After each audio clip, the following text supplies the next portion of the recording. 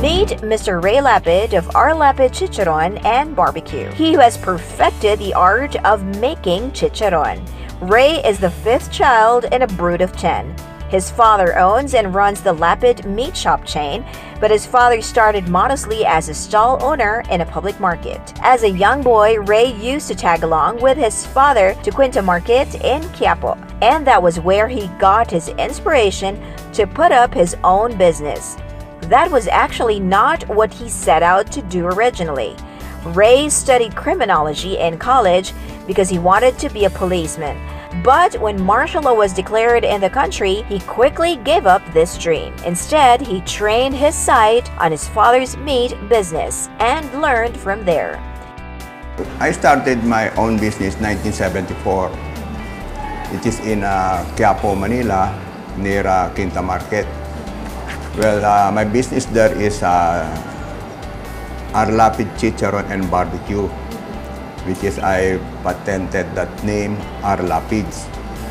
So, because that area is so crowded, it's on our Hidalgo Street, and the good thing there is my raw materials or my raw products are from Quinta Market na dati kong pinagtrabahuhan sa aking father na selling pork meat in a public market. He remembers his father selling 4 whole pork carcasses, which he butchered himself every morning. As a 12-year-old boy, he observed that Filipinos generally buy their pork with the skin on. Some, especially those who ran canteens or restaurants, would request that the skin be trimmed off. The discarded skin was thrown as waste. For me, nangihinayang ako my father is how to cook chicharon. And chicharon is, very popular as ulam. Because pag niluluto ng father ko sa bahay namin or on personal use, napakasarap na ulam chicharon. So when I saw it na pwede niyang iluto at nasasayang ako, parang nasa basurahan lang. So I talked to him nga na sayang. So one Sunday morning, binuksan niya yung rep namin. So many plastics inside the rep. Yun, hindi niya alam na naiipon ko yun. He cooked it. Then, nagkaroon kami ng another space to sell chicharon in the same area in Quinta Market. And that was the birth of our Lapid's Chicharon and Barbecue. But he didn't just start a business without understanding and researching into the process and how best he could improve it. Let's say oil, ginagalo lang ng daliri kung pwede na paglutuan. Then, wala nang timbang-timbang. Yan ang naobserbahan ko at medyo in-improve ko how to improve processing of chicharon. Yeah. The very observant young Ray didn't just look at chicharon. He checked out the other popular food snacks like French fries and how it has been perfected before he decided to plunge headlong into the business. So yung nag-open ako ng one kiosk in my own self in Hidalgo, I tried to do, I'm the one who is imagining the design, what is the best place area of this, let's say, chicharon, barbecue, and also that during that time, I have tocino and longganisa. And I'm a chess player, always thinking what is the best move. Lagi na may best move eh. Nakita ko yung processing nila, ganun. Ano ba mas maganda? Meron tatanungin, ba't sila ganun style, ganun. So, there's always improvement or innovation. That's what I'm always in my mind. And then, business boomed for Ray's Chicharon business. So much more than he expected. Talagang pumikap kasi during that one area in my Quiapo, Manila, medyo nagbo-boom na siya. So I have to look processing plant. Kasi nagbo-boom na talaga, lumalaki na yung area ko na napakaliit is only around 40 square meter. So na-concentrate na ako how to expand it. Before becoming big time, Ray remembers cooking his chicharon at home with the help of his wife. He cut the pork skin himself, cooked them into big cauldrons, packed them himself the old-fashioned way by sealing the plastic bags with help of a lit candle and distributing them to small markets. It didn't take long before Ray was already importing with 40-foot containers and renting space in a cold storage plant. The first mall that he penetrated was the SM. When I talked to the administration of SM, I told him I will cook it or pop it in front of the customer. First time nga nangyari yun sa akin. So big challenge sa administration ng SM, how you can do that? I will show it to you for your approval. Imagine, I have to pop it in the front of the customer. So there must be exhaust fan, everything. So in short, I'm also designed the kiosk. Medyo designer din ako. Ako gumagawa lahat ng mga kiosk namin. Then, in short, inaprubahan ng SM. He didn't waste any time. He readied his deep fryer and immediately went into action. Then, when I opened it up, gosh, for me, it's really God bless. So, haba ng pila ng tao. Talagang haba with my father. My father was there.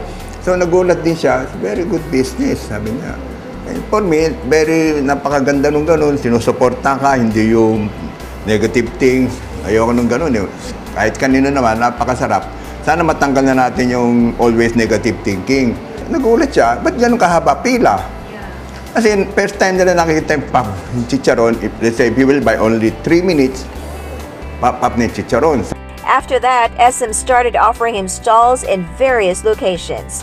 Now, Ray imports not only from Korea, but also from the United States and Europe, where the quality and volume of the pork skin is so much better. He now had a big edge in the taste of his unique chicharon, and on top of that, he was able to perfect the process. Up to now, Ray conducts regular taste tests on his products, and this includes the vinegar dip for his chicharon. There is an exact system that they follow in his own plant so that the right weights and balances are observed. To export, because now almost 100% of my raw materials are imported. So for me, sa totoo lang, it's not supporting the economy of our government, because if you will always import and import, your dollar is going out. Instead of going in, you can export. So, yun ang ano sa akin ngayon, challenge. But right now, I'm exporting it with the distributor to Dubai, to Abu Dhabi, to in some in Qatar. That is all in Middle East. Because there are so many Filipino in the Middle East. Only Filipino workers are my customers. Especially in Dubai, they have a big supermarket there. But exclusive Filipino store, doon niya dinidisplay yung dinidistribute niya ron sa na only Filipino can buy there. Business is doing well in the Philippines, Ray admits. But there was a time when a friend talked him into opening the same business in the United States. Somebody invited me in the USA, to do a business there. But for me, talagang, kasi, mahirap. Masyado ako naging aggressive. Inaprubahan ko kagad. Never pa ako napupunta sa US, pero somebody trust me here to be my partner in San Francisco. So I go there, USA, which is, kasi nakakonsentrate din ako sa business, pero hindi ko masyado na pag-aralan. Ray, you are not in the Philippines, you are in the USA. Iba sistema, government, iba ang lahat ng process, mga requirements ng government yan, ibang-iba here in the Philippines. So when I did that, I just, because I am always focused on business, nagtayo nga ang restaurant doon, I'm the one operating. So, pag may ginawa ko nila, balik ako ng Philippines.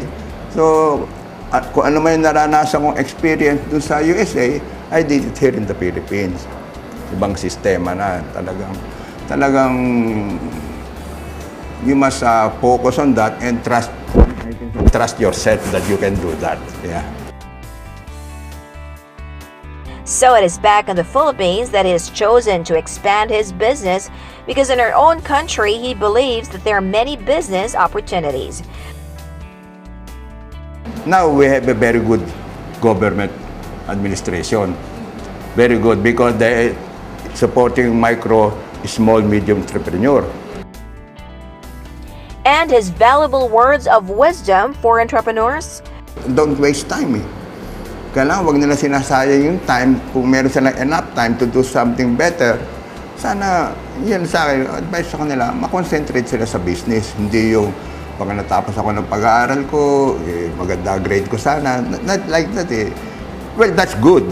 Kasi for me, maraming nagtatanong sa akin, what is the best doing business? Education or experience? Sabi ko, both. Gusto mo magtayo sa restaurant, di magtrabaho ko muna kahit 2 years sa ordinary or big restaurant there to have experience. Words of advice from a self-made entrepreneur who has made it big in his chosen field indeed.